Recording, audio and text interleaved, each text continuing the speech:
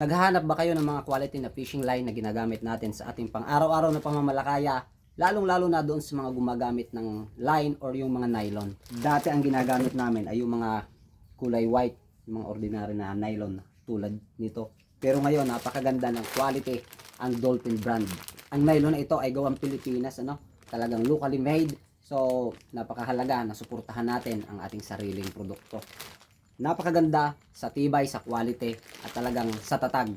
Dolphin brand ang ating kailangan. Kung kailangan mo ng mga ganitong line, mayroong mga start sa mga mababang LB, 10, 15, 20 LB hanggang umabot ng 100 LB ay mayroon po sila. Mayroon silang kulay blue tulad nito na tingnan nyo naman ang kulay, grabe.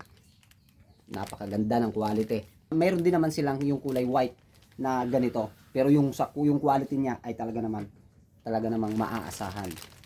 Kung naghanap ka ng mga ganitong klaseng nylon, Dolphin brand ang mai-recommend ko sa inyo. Nandyan yan sa Yellow Basket. Suportahan natin ang sariling atin.